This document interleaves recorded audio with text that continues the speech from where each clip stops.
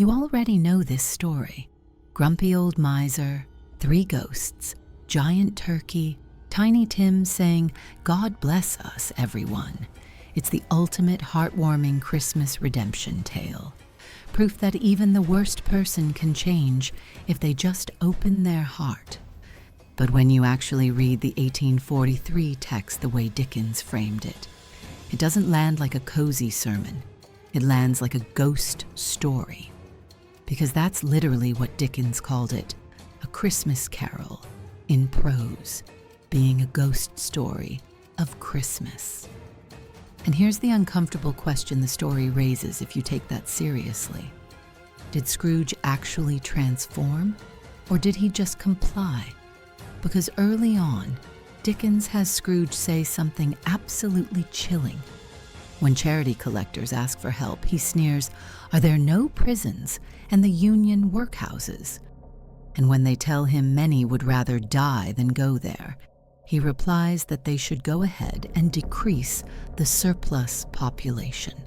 That is not a warm parable. That's a moral horror story. And the ghosts don't debate Scrooge into goodness. They overwhelm him. Pain first, then shame, then annihilation. Picture London in 1843, coal smoke choking the air, alleys overflowing with people crammed into rotting buildings, children in rags begging on corners or working in factories.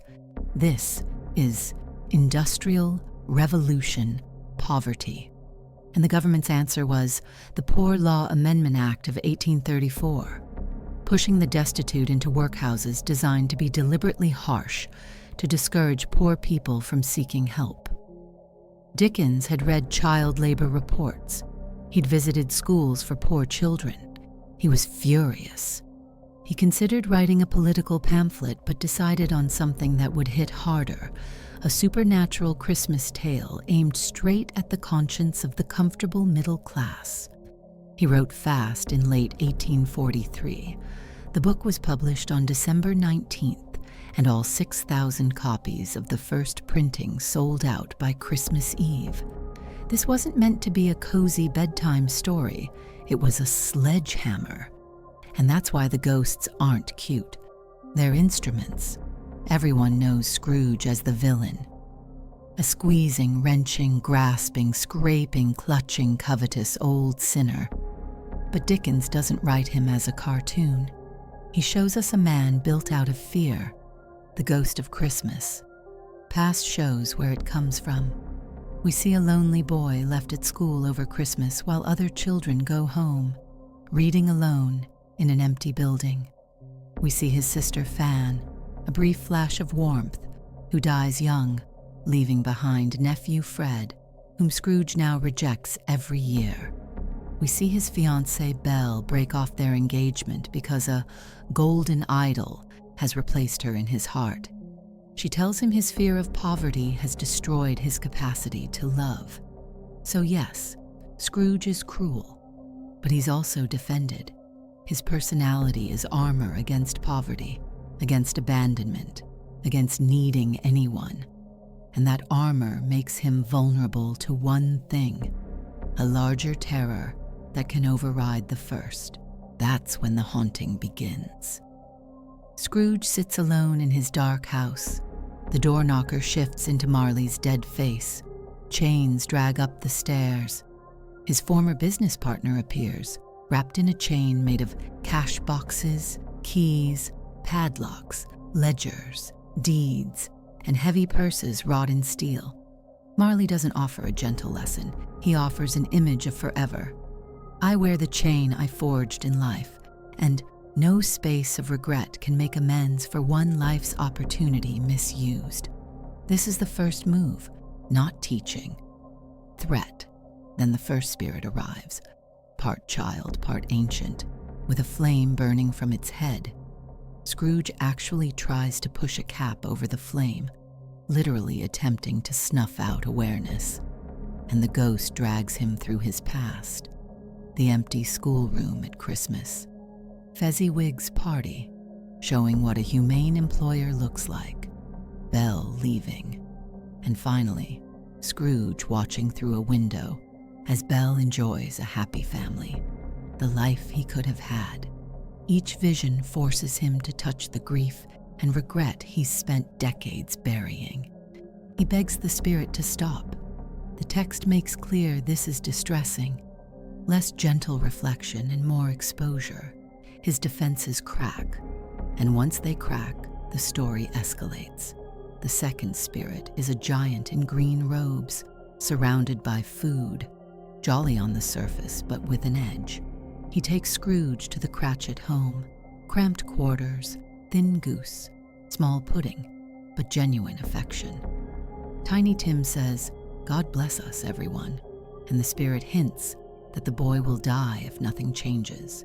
An empty stool, an unused crutch, waiting in the background. At Fred's party, Scrooge watches guests play a game where they laugh at him, but still wish him well. He hears how others see him. Humiliation layered on top of guilt, and then the story shows its teeth. From under the spirit's robe emerge two children, wretched, abject, frightful, hideous, miserable. The spirit names them Ignorance and Want, and warns that doom is written on their foreheads. These children aren't just spooky imagery, they're Dickens's accusation. They represent systemic neglect, created and defended by people who quote prisons and workhouses while they step over the poor. And notice the tactic. Tiny Tim and these children function like emotional hostages. The message becomes brutally simple. If you don't change, children die and society collapses. Their blood is on your hands. This isn't merely an appeal to Scrooge's better nature. It's leverage. Then comes the final spirit. Silent, hooded, showing only a pointing hand. No face. The Grim Reaper in everything but name. Scrooge says, "I fear you more than any specter I have seen." The ghost shows him indifference. Businessmen discuss someone's death only to decide whether they'll attend the funeral for a free lunch. Thieves sell bed curtains and clothes stolen from a corpse, joking about taking them while the body was still lying there. A poor couple feels relief that their creditor's death gives them breathing space. His value has been reduced to his function as a threat. Then the Cratchits mourn Tiny Tim. His stool sits empty. Bob Cratchit can barely walk past the place where his son used to sit. And finally, Scrooge sees a neglected grave and realizes it bears his own name. He begs to change these shadows with an altered life, promising he will live differently if the future can be erased. This is the breaking point. And whatever else we call it, grace, awakening, revelation, the mechanism is unmistakable. Existential terror, terror of death, obscurity, and judgment. Scrooge wakes up laughing and crying, talking to himself.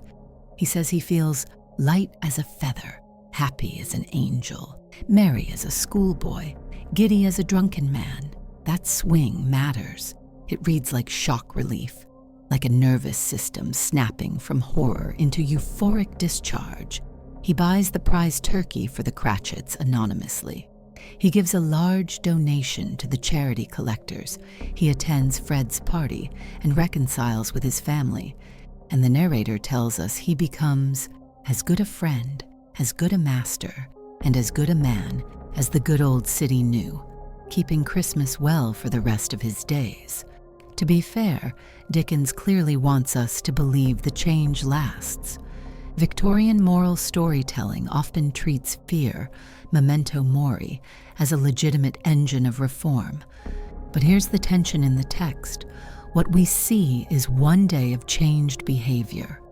What we're told is a lifetime of transformation.